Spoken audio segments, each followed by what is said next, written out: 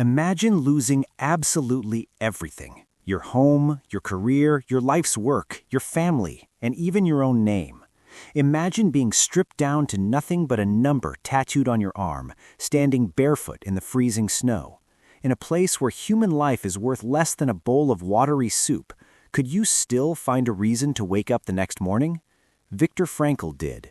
In fact, he discovered a psychological secret inside the barbed wire of a Nazi concentration camp that completely flips the script on how we understand happiness, motivation, and human survival. It is a mental shift so profound, it explains exactly why some people mentally shatter when their Wi-Fi goes down, while others can walk through literal hell and come out smiling. I am going to reveal that specific mindset shift a little later in this video, and trust me, it is going to permanently change how you handle your next major life crisis. But why should you spend your time listening to the reflections of a psychiatrist from the 1940s? Because this is not just a history lesson, it is the ultimate blueprint for decoding human psychology.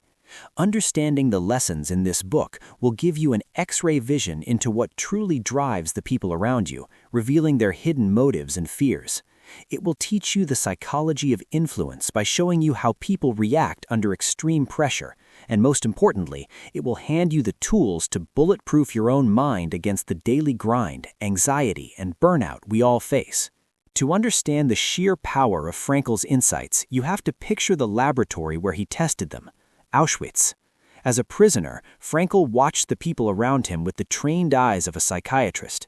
He noticed that survival wasn't about who had the biggest muscles or the most body weight. The physically robust guys often broke down first. The ones who survived were the ones who held on to a secret weapon inside their minds.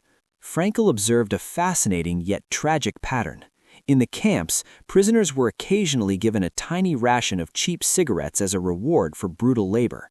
Usually, a prisoner would immediately trade his cigarettes for a scrap of bread or an extra scoop of soup to stay alive. But every now and then, Frankl would see a man refuse to trade. Instead, that man would sit down in the mud, light up his cigarette, and just smoke it. In that terrifying world, smoking your own cigarettes meant only one thing. It meant you had given up. It meant you had lost your reason to keep fighting, and you were just waiting for the end. That visual of the smoking man hit Frankl like a freight train. He realized that the moment a person loses their inner sense of purpose, their body quickly follows. As the philosopher Friedrich Nietzsche once said, "He who has a why to live for can bear almost any how." Think about how this applies to the people you interact with every single day. When you see someone at your office completely burned out, snapping at their coworkers and totally checked out, you are looking at someone who has lost their why.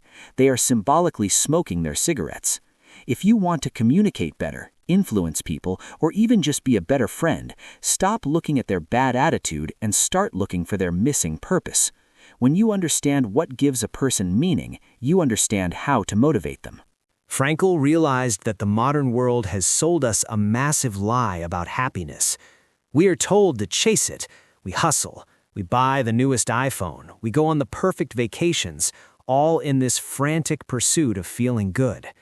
But Frankl argues that happiness is not a target you can hit. It is a byproduct. It is the exhaust fumes of a life well lived. If you aim directly at success or happiness, you will miss it. It has to ensue, not be pursued.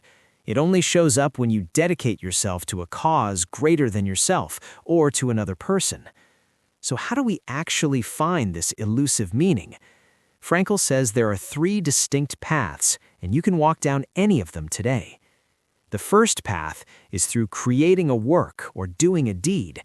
Think of the artist pouring paint onto a canvas, the entrepreneur building a startup in a garage, or the parent raising a child.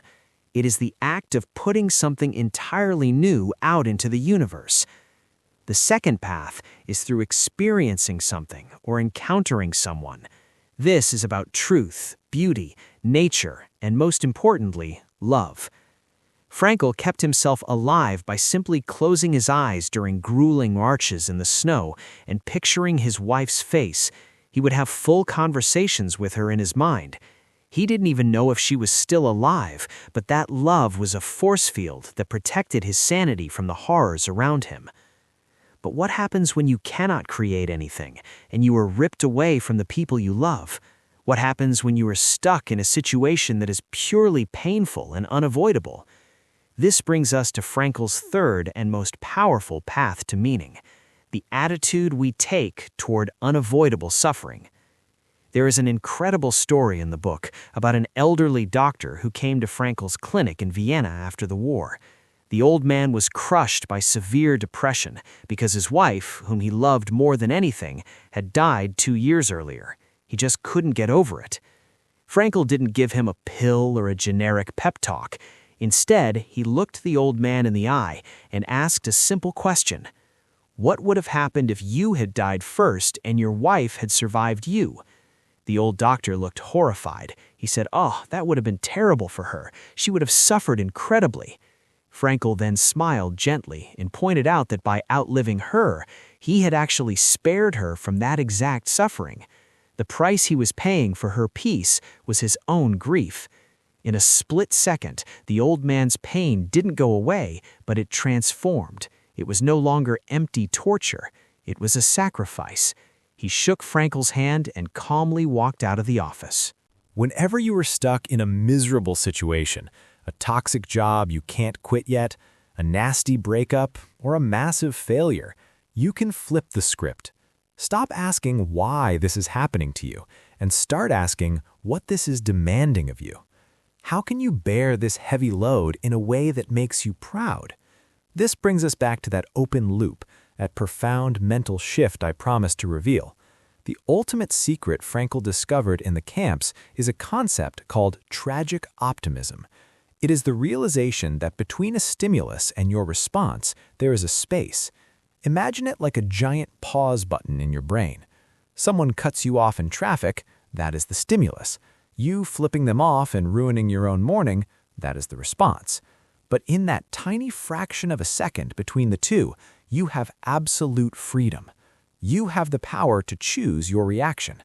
The Nazis could take away Frankl's clothes, his freedom, and his family, but they could never reach inside his mind and press that pause button for him. They could not dictate how he chose to respond to his suffering. Tragic optimism means remaining optimistic and finding meaning, not despite the tragedy, but right in the face of it. It means recognizing that you cannot control the cards you are dealt, but you have 100% control over how you play the hand. So here is your actionable takeaway for today.